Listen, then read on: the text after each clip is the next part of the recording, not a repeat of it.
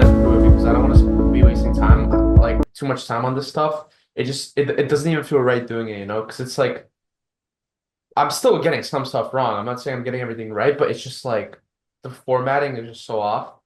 But there's still a couple things like math-wise that like am not getting right that I should be. Um, so I wanted to go over a couple of the chemistry things. There's one physics problem I wanted to go over though at the beginning, that I didn't get to go over yesterday. Okay. But the plan is to finish there's two biology question packs. I'm gonna try to speed run through that too, like in the next 2 days. And then like I'm gonna get back to section bank and UWorld. Because I just want to make sure I cover those bases. Like, it's 3 days and I don't know. I had a friend, she's the one that improved like 9 points on her retake. She told me that um the Q packs were like not very important, but still like she did them. I don't know. So I'm Yeah, just doing it for content review.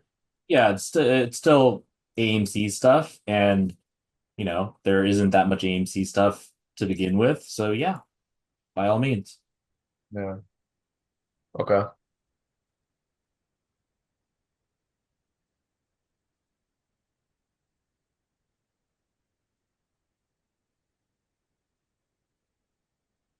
So this is like I think a common, not common, like a classic physics topic that the longest time I can never fully grasp. Find this problem. Hold on. Yeah. So just like pulleys, I guess.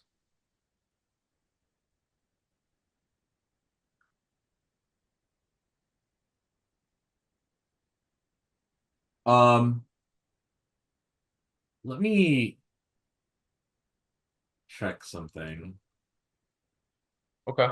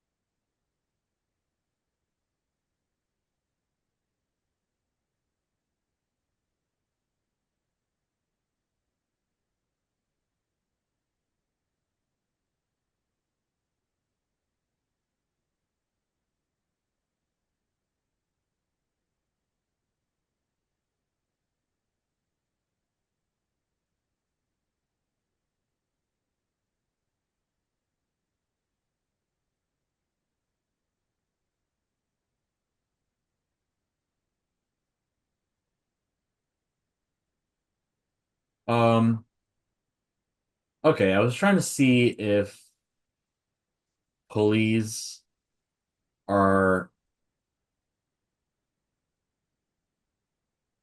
I'm pretty sure they'd be tested as like mechanical advantage, no? Yeah, I mean, it isn't an example of a machine. I just haven't seen it in a long while, but whatever. Let's go over it. So, okay, a force F is used to raise a 4 kilogram mass M from the ground to a height of 5 meters. Um, what is the work done by the force F? Ignore friction and the weights of the pulleys. Um, so, oh, this might not even be like, okay, well, what would you do here? Yeah, I mean here I like that I had to use sine or something. But I guess it's literally just um Because from what I understand, mechanical advantage, it's the same amount of work, right? But it's different amount of force. Yeah. So And this, that yeah. and so here they're asking for the work. So like it would be just like normal amount of work. Um, Okay. which is just 4 times 10 times 5, So what are you saying there? 200. Oh, no, no. So when you said four times blah, blah, blah. Work is equal to force times distance. Okay. Um, uh, what are you using for distance? Height of 5 meters. Okay. So tell me why you're using that. Um, because we have to lift it just 5 meters. Huh?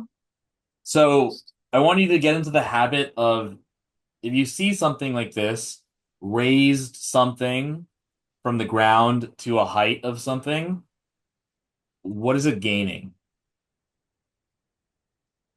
Uh, height, Which, altitude, so, what, if you go up in height, what do you gain? I know I'm being super vague here. displacement. Sorry, sorry. So I was just trying to say you're gaining gravitational potential energy, right? Okay, yeah. So it's funny. So like I have a cat, right? And I know that if anything has gravitational potential energy, there's a risk that my cat will not knock it down. So I just kind of like incorporated that into like the way that I think. But Mhm. yes, here they're raising this mass from the ground to a height, and regardless of pulleys or whatever, the work that's done is going to be the same whether you use a machine or not. Now the 60-degree thing here is kind of like a red herring. It doesn't really matter. Um, it could, if they asked you to do the mechanical advantage though, you would just know that, for instance, like, oops, if I were to calculate this, it would be like sine of 60 is opposite over hypotenuse, right? Mhm. So, yeah. Wait, but okay, but then how we calculate the mechanical advantage? Like, so because Yeah, the there's not going to be yeah. a way of calculating it here from what they're giving us. Um, because yeah, they're just asking about the the work that's done. But theoretically, the idea is that the pulley has like the circumference aspect of it, which lengthens it. And that's typically what you have in mechanical advantage, a longer distance or length. So it's a smaller force. But yeah, this is isn't even this is just asking us like, yeah, the work done by that force, and that's the gravitational potential energy. So MGH. So 40 times 5, 200. Yep. There you go.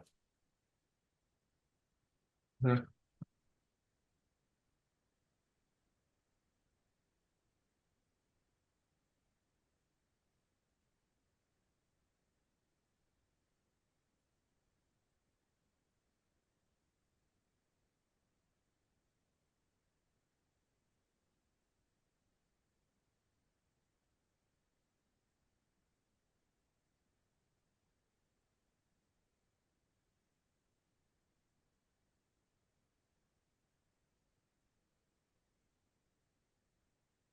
Okay. I think we could definitely do a couple passages because they're all really short and like just yeah. Sure. So this is the first one. Is So about distillation. Hmm? so I'm gonna have you read out loud and tell me buzzwords. Because you're at the point where I think you could recognize them. So go for it. Okay. Carvone, can exist as either two enantiomers. So enantiomers, What is that?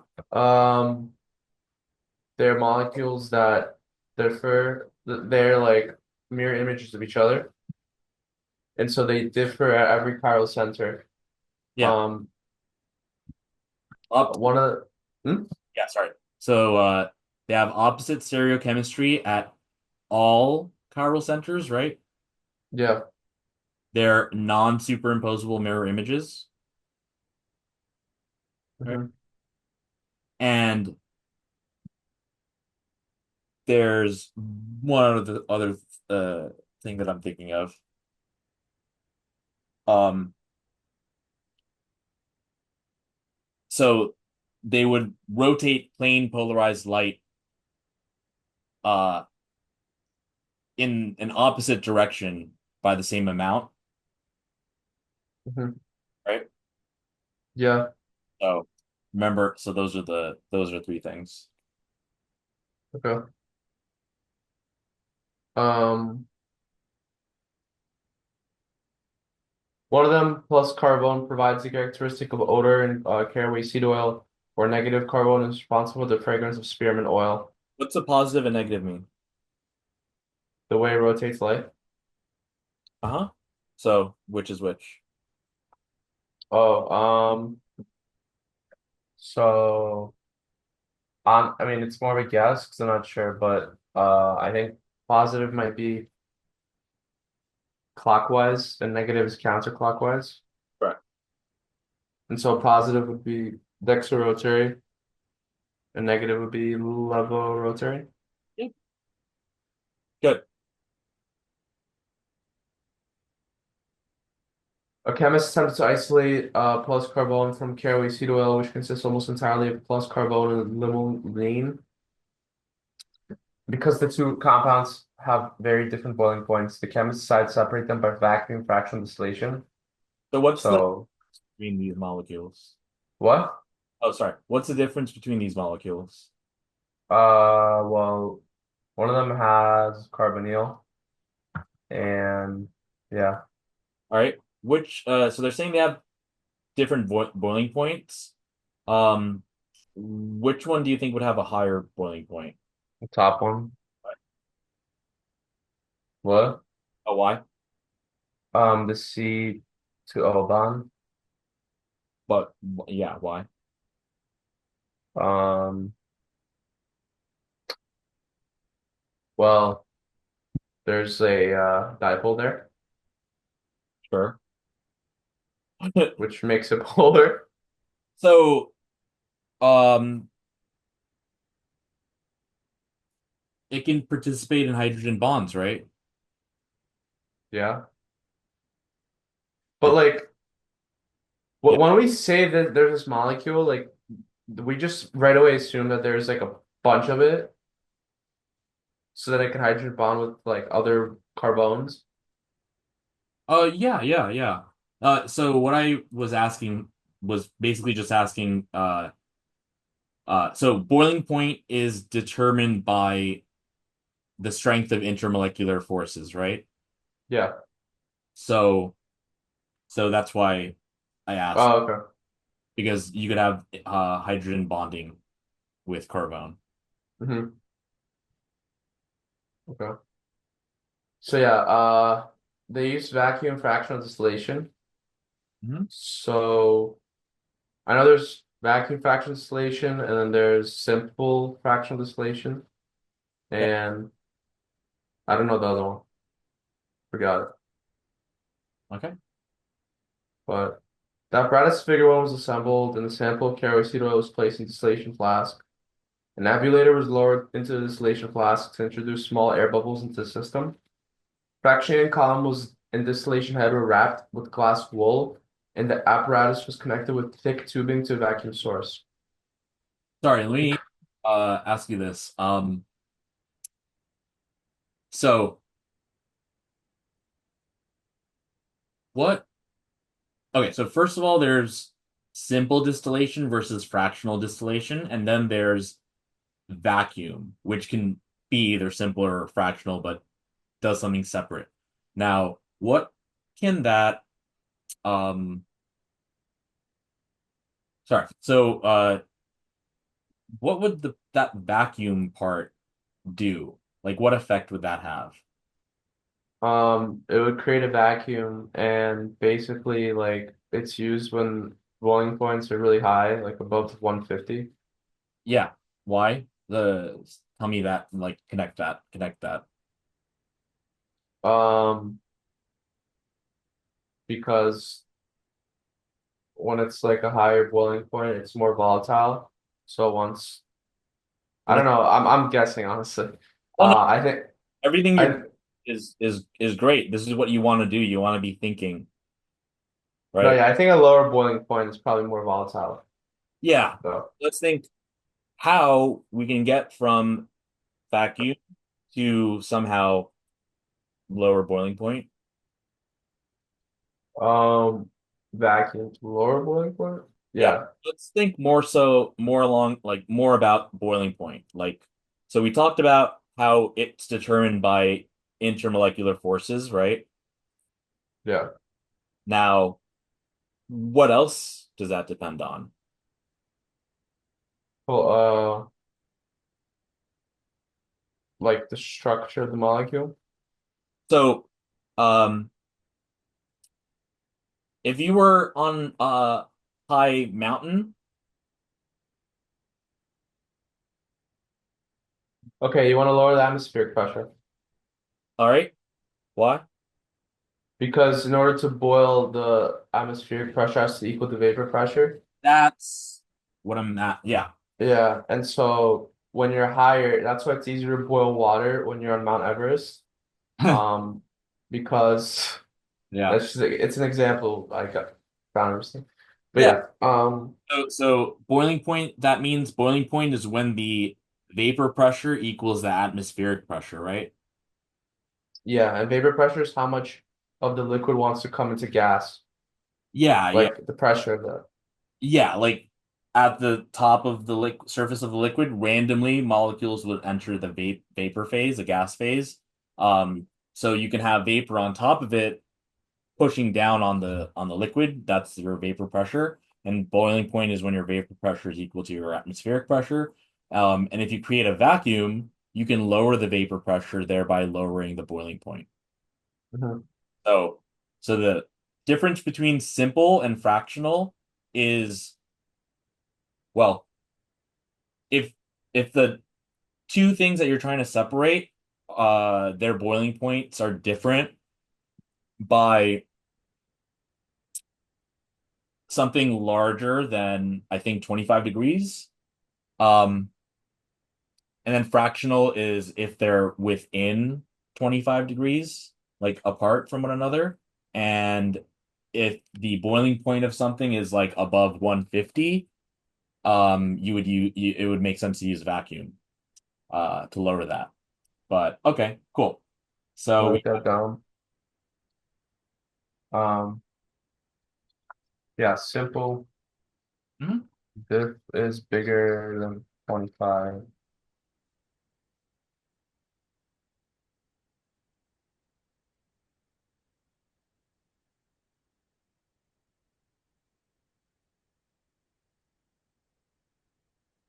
So also like, do you think it would be worth to, I guess, read over my sheets where I'm like writing down my mistakes for every exam, like read over the recent ones every morning?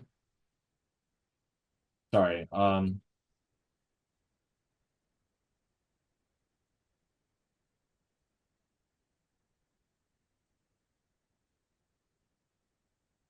Simple separating compounds whose boiling points differ by more than 25 degrees. Fractional separating compounds whose boiling points differ by less than 25 degrees. Vacuum if the boiling point is greater than 150 degrees. Um, Yep. Celsius, by the way. But yeah. So, sorry. And what you're asking me when, oh, you're saying if it's worth it to review your sheets or your notes or something? Yeah, like the sheets I'm writing for the wrong mistakes. Like review that every morning. Um, So like, is that in your Yeah. spreadsheet, like where you have like the Yeah. ones for the tests? Yeah. Just like review the Altius one and AMC two. Uh, yeah, I'd say so. Like, well, I mean, yeah, if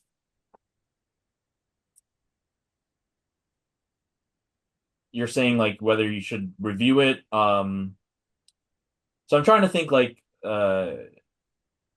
it would make sense to review stuff that you are not strong in or that you don't have a full grasp of. But if you have that, so maybe you can use like either Anki or something to show you stuff, and then the stuff that you don't know. Because it's hard for me to say, like, if it doesn't take long to just review it, go for it. But if it takes long, right, I would say not to, because you want to focus on the stuff that you don't know. Mhm. Okay. Um, yeah, I mean, I think I finished reading this, but Ebullator was there to introduce small air bubbles. I wasn't sure why, by the way. I mean, that ends up being a question I get wrong. Okay. And then glass full fat. Okay. Two fraction. All right, cool. So, all right, most likely function of the ebullator is to, all right, let's see, right? So we know that it introduces bubbles. Hmm. So let's, I guess, perhaps go through some of these. Yeah, let's start. Yeah, let's just kind of go through each. Like, let's start with A. Keep the condensed vapors cool in the receiving flask. So I saw that the ebulator, it's in a distillation flask. So like, I didn't think this was the correct answer. Yep, it's a different flask. So A is out. Um, B, promote the establishment of high vacuum system.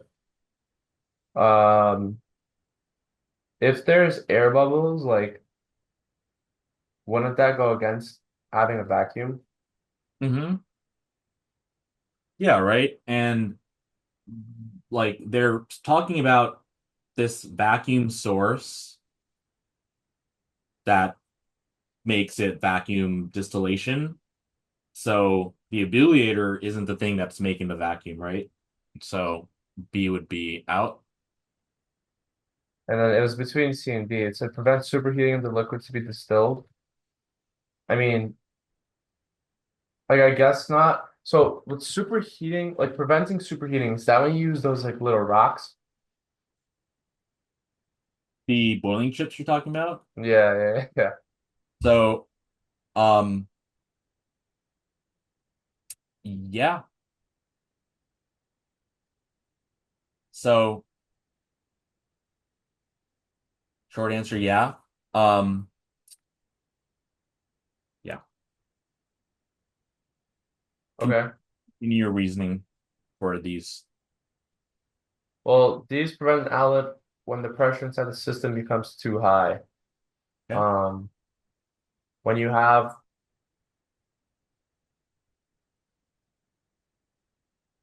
yeah, I don't know. For some reason, I thought maybe like the air bubbles could be cooling, like they could help with cooling. Uh-huh. But then D, like prevent an outlet when the pressure was too high. Like when it's too high, I guess. I was a little lost. Yeah.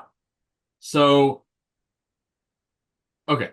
So I can certainly see myself choosing D because it seems like if you're making bubbles, you and there's too much of a high pressure and a bubble goes and, causes some of that gas to exit, could definitely be valid. Um, but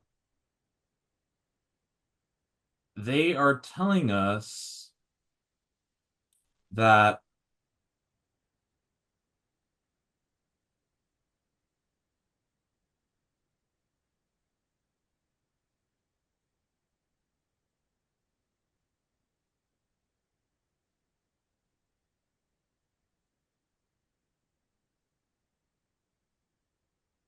an outlet when the pressure inside the system becomes too high. An Ebullator was lowered in the distillation class to introduce small air bubbles. To introduce small air bubbles, not to. Okay. So if it's introducing the air bubbles, that's different from like bubbles forming and leaving um to introduce the air bubbles. So yeah, so this is not going to be D because you are introducing the bubbles. But yeah, in gen so okay, the reason that I know that it's going to be C is because I know like that's what a boiling chip does. But I'm trying to like think about like the proper reasoning here because I can logically speaking, I could see myself choosing D instead because I'm thinking of bubbles. If I boil something and bubbles come out, it's like relieving, like the pressure that might be within it. But if they're saying that it introduces the bubbles into the system, it's not like we're getting rid of the bubbles to relieve the pressure. It's more like we're introducing the bubbles to make it so that you can have um like um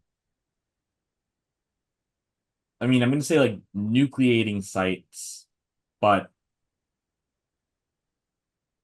yeah, basically it's gonna help stop superheating because it wants to stabilize the boiling. Um, and if you do that with the small air bubbles, it means that some of it can kind of leave, like the heat that you're adding to the system to boil it. Um, the ebullator or the boiling chips that have like little pores in them that kind of like store air can release some of that air. And it can make the because superheating would possibly make it like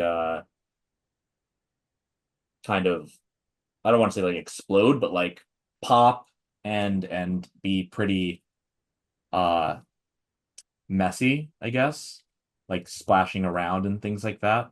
So that's pretty much what we're doing here. I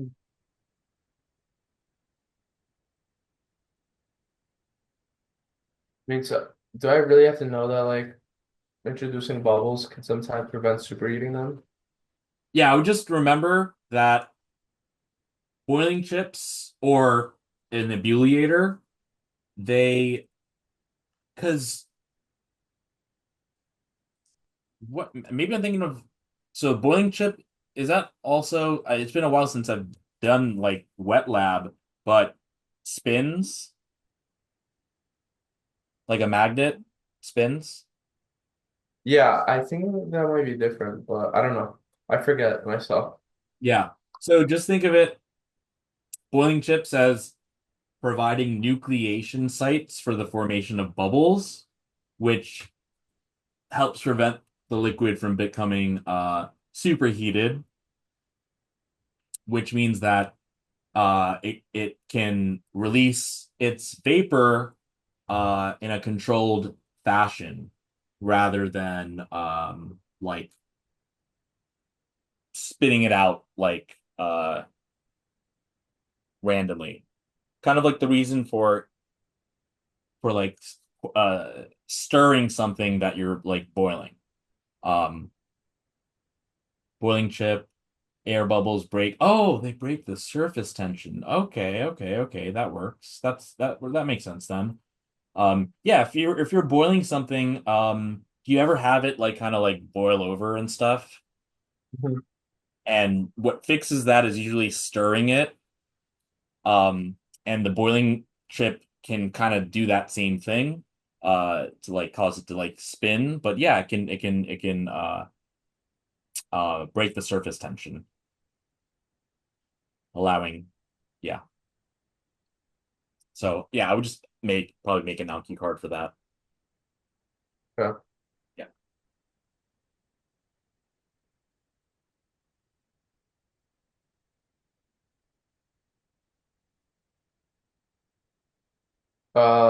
So here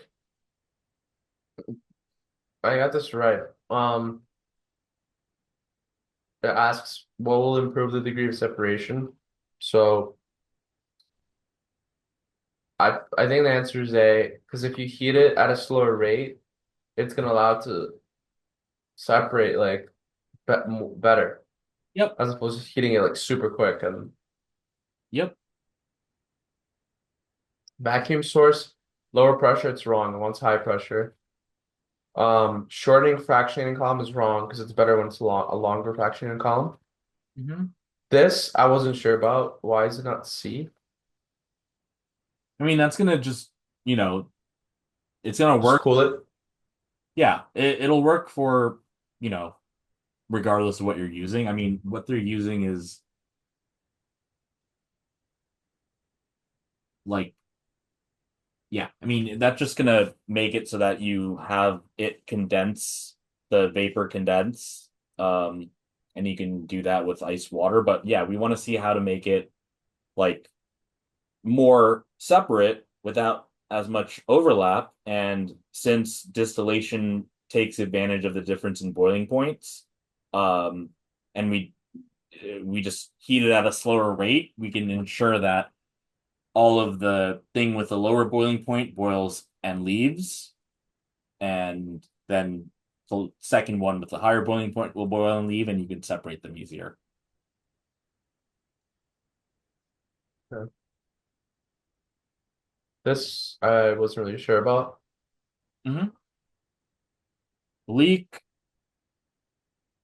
develops in the vacuum distillation apparatus. The boiling points. Oh, yeah. Well, if it's a leak, it's not going to be a vacuum anymore. And the vacuum we use to lower the boiling point. So if you don't have it anymore, you're going to, have increased boiling point uh, for both, right? That makes sense, honestly, yeah.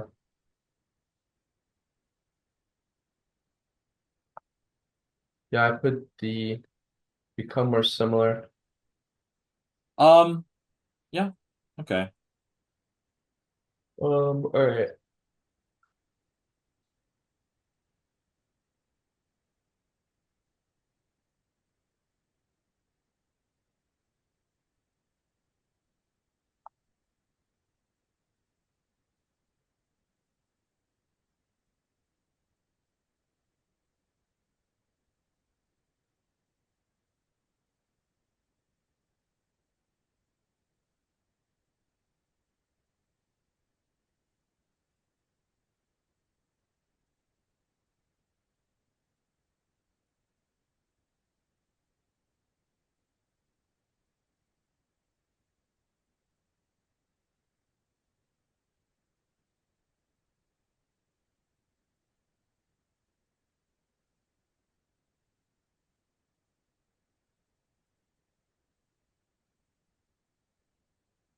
Okay.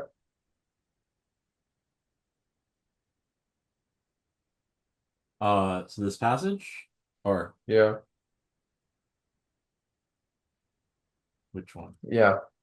Uh, okay. Aluminum is obtained commercially by the electrolysis of Al2O3, which is a major compound in the ore bauxite. So I wasn't sure what is electrolysis. Is that what happens in like any electrochemical cell? Mm, So you have an electrochemical cell. What other type of cell can you have? Well, there's electrolytic and voltaic. Well, electrochemical involved is going to be voltaic, which is the same thing as galvanic, same thing as concentration. So all of those are electrochemical. And then electrolytic is its own thing. So electrolysis seems like it's closer to Electrolytic. electrolytic, right? Because electrolytic, we talked about, I guess, like the most salient example that I used was to charge something, but other uses would be uh like electroplating something, and then electrolysis literally being like what it's named after. And I think I gave an example before about how people in a submarine can get oxygen. They get oxygen because they take H2O and through electrolysis, they separate that into H2 gas and O2 gas. So that's electrolysis. So you can take, I guess alumina, this bauxite, and cause electrolysis to happen, and then it separates aluminum from it, right? So, so yep, it'll be related to an electrolytic cell, and then they said something about the Bayer process. So they electrolyze the Al2O3 to give you aluminum, but to get the Al2O3 in the first place, you have to do this Bayer process to get it from bauxite, which is some type of ore, right? Yeah. Okay. Pure Al2O3 is obtained from oxide by Bayer. The finely ground ore is treated with concentrated NaOH for 6 to 8 hours at high temperature and pressure, converting Al2O3 into AlOH3, which then reacts with NaOH to produce NaAlOH4. Okay. Okay. Uh, what's the purpose of whoops that?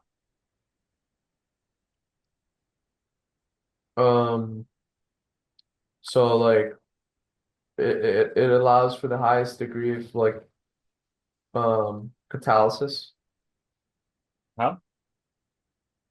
more surface area. Exactly. Good.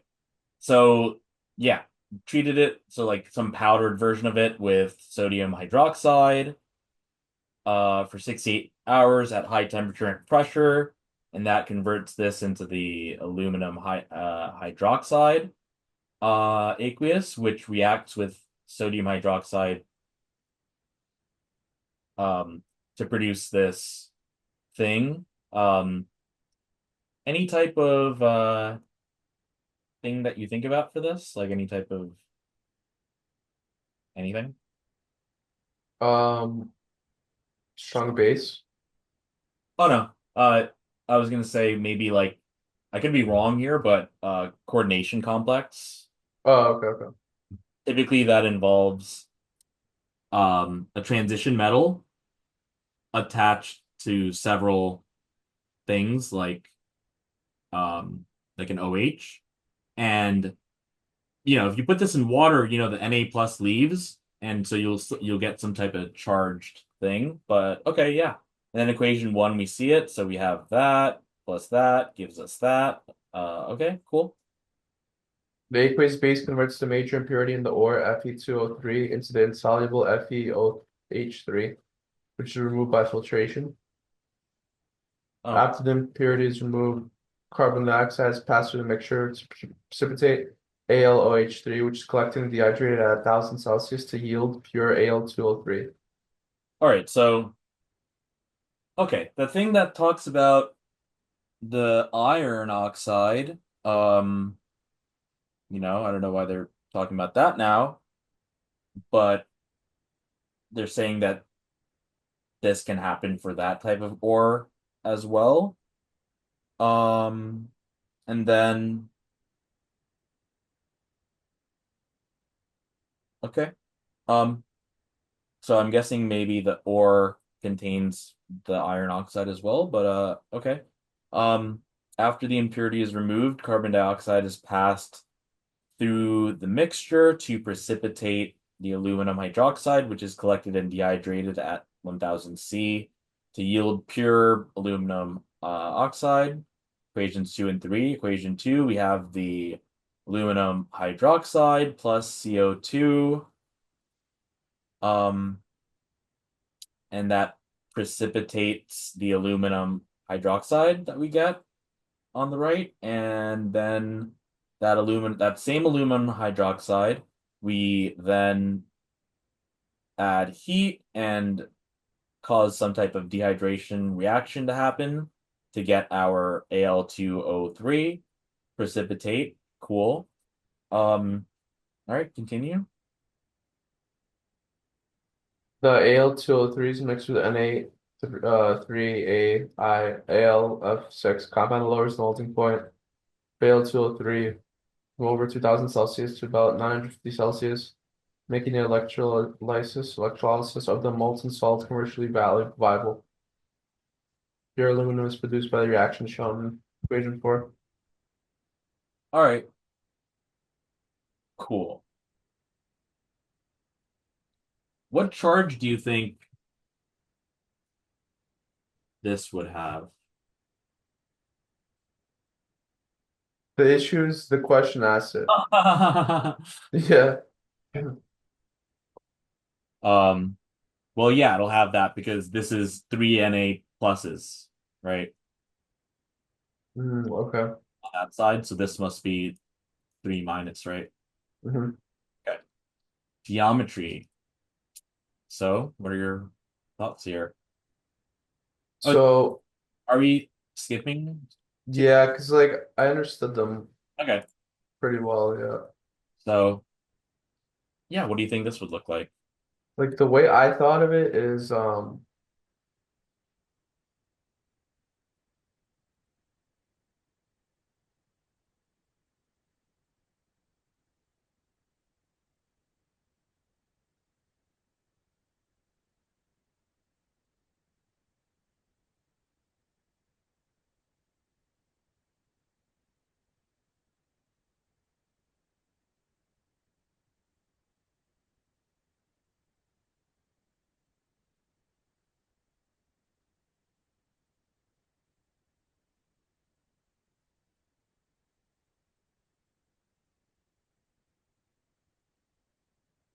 it would I'm guessing it would just be hexagonal. So here, so you're gonna have. So let's think about how this looks in 3D space, right? So let's start with a fluorine or two fluorines just up and down, and then two fluorines pointing out of the page, and two fluorines, whatever, into the page, right? Mhm. So this essentially gives you this kind of, whoops,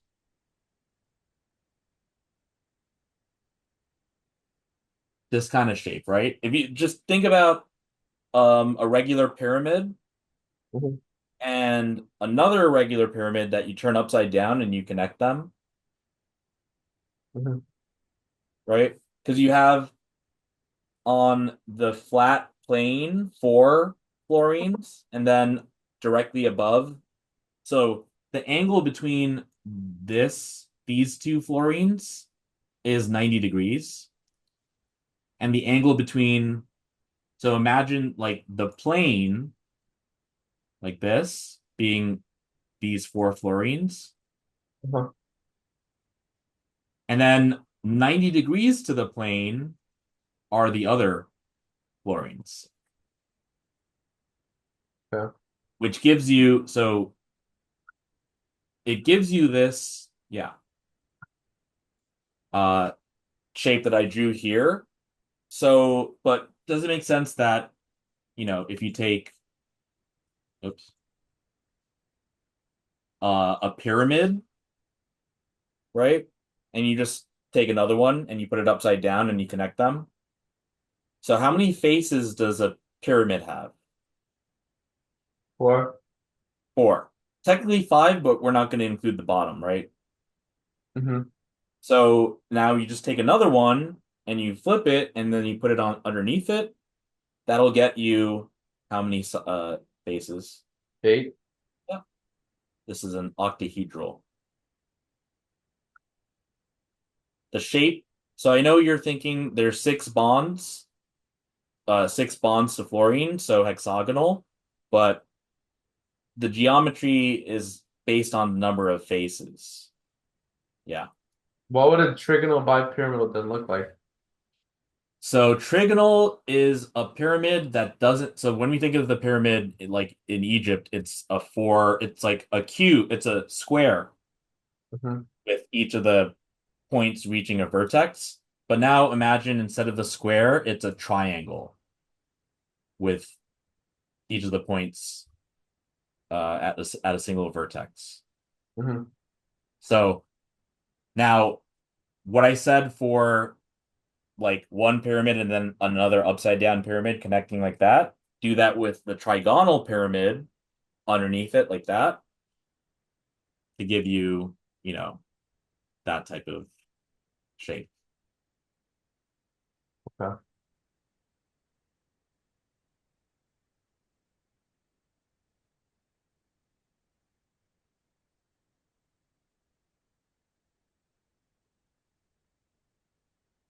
Here, click, uh, go to this link here. I have better drawings here. And then like, yeah, share it.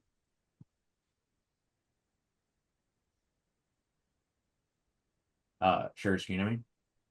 I just got Giancolli's physics book out. Yeah, we'll go into that later. Oh, Okay. oh, sorry. It's called hybridization bonding. Also, do you have any recommendations for chemistry book, textbook? Oh yeah, that Like one. straight up textbook. What? Oh, sorry. Yeah, that's the PDF. Yeah, I have, well, Gen Chem. Yeah, I'll actually like look into that, but I have like biochem. I know the Backham one, yeah, but But yeah, so here we go. So yeah, so you got your so methane is a tetrahedron, which looks like this. Trigonal bipyramidal looks like that. You see? I wrote the equatorial ones that produce, that type of triangle.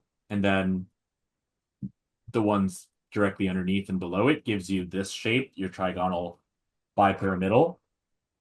wait, but how do I know when they're asking for inclusion of lone pairs or not? Oh, you'll see that like right after this. So first of all, I just want you to see that this octahedral looks like that. And here you can see what I mean with the equatorial plane as like a square with 90 degrees in between. And then 90 degrees from that are the axial ones. Mhm. But yeah, why do distortions occur? Lone pairs cause greater repulsion. So if you go down, so for instance, tetrahedral CH4 bond angle 109.5. Now, if we replaced one of the ligands here with a lone pair like we have for ammonia, it the lone pair causes greater repulsion against those hydrogens. So the bond angle between the hydrogens is less than 109.5. And then if you take the same thing, but you get rid of another hydrogen and you add another lone pair like you have with water, it causes even more repulsion. So it's even less than the 107.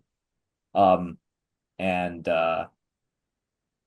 yep. And yeah, if you kind of like continue just going down, you can see different yeah, examples of that. So it causes distortions. So you can see things like a seesaw or a T-shaped thing. And yeah. And then if you continue to go down, you'll see like a table that's just useful to, yeah. So you could see like, for instance, like here where it's just trigonal planar, if you introduce a lone pair, you get that shape. And yeah, same thing with all the rest. Octahedral, um, but then you can get things like, I forgot what they were called exactly, but basically that. Mhm. Okay. Should I like memorize it or? Mm-hmm. Yeah,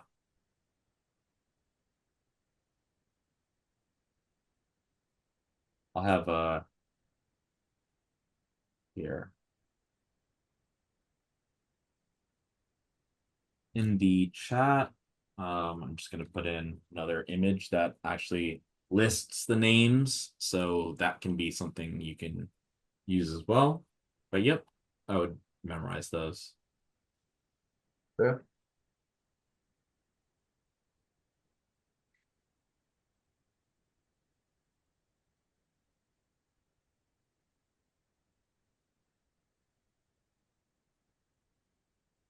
Yeah. So yeah, I tried doing this, but I just got lost. Mm-hmm. Um, Okay. so yeah. So, um, okay, so we're gonna use a balanced equation to have the proper mole ratio, and we can go from there. So can I try doing it and I want to see where I went wrong. Sure. So um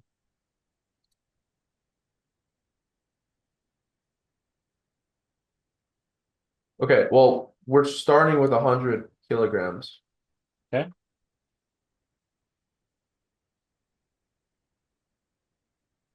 of AL. So we would multiply that.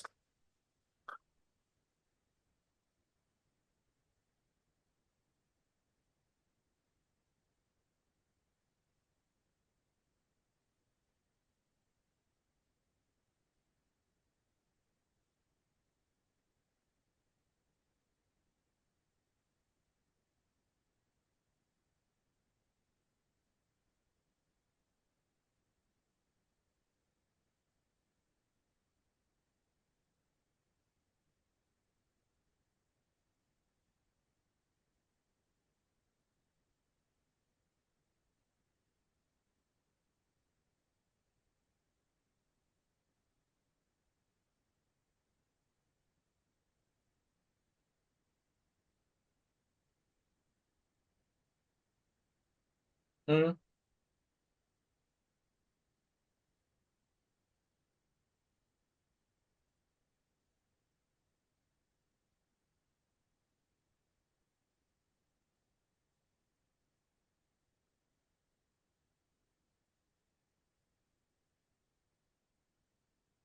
Did I go wrong already or Uh, Somewhere in there.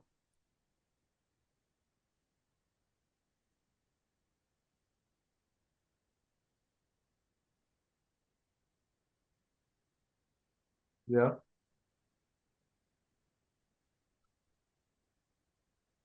This is saying that 27 moles of aluminum weighs 1 gram. Oh yeah. My bad, my bad, my bad. Yeah, it'd be 27. And this is one. Hmm. Yeah. All right. Yep. All right, yeah, so multiply that now. 2 moles Al2O3. Um, so we have to basically calculate how much. Oh my God. Oh, it'll be back. Oh, I was about to say. Um, Yeah, so Al2O3, O is I think 16 times 3. Al2, we said. Al is 27.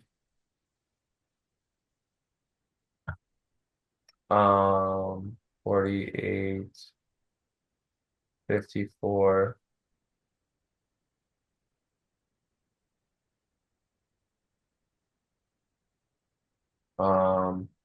102. Mhm. So 102 grams per 1 mole. Okay, so that is multiplied by 1 mole Al2O3, 22 grams. Yeah. Okay. So that's what I did, I think. Yep. So, yeah, you got it. I would probably right away just take the um what is it? 100 kilograms and just turn that into grams. So 100 E3 grams of Al, and then yeah, 27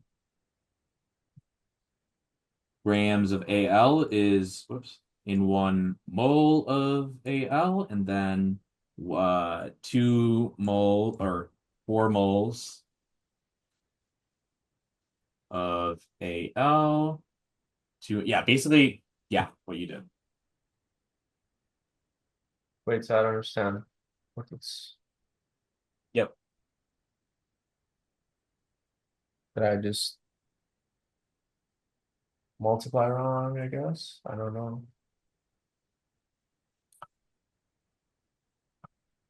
Okay. Oh, you're saying when Wait, you I don't know why I got it right. I don't know why I got it wrong, the first time? but yeah. Oh, let's see, 250. It could be putting something in the denominator instead. Yeah, might be. Okay. Well, now I know.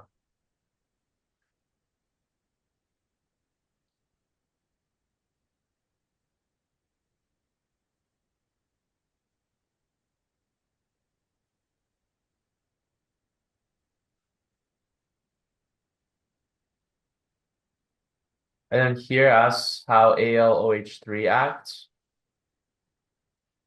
Yeah. Um, it led to, so it gave away hydrogens. So I thought it was Lewis acid. Or no, Bronson acid.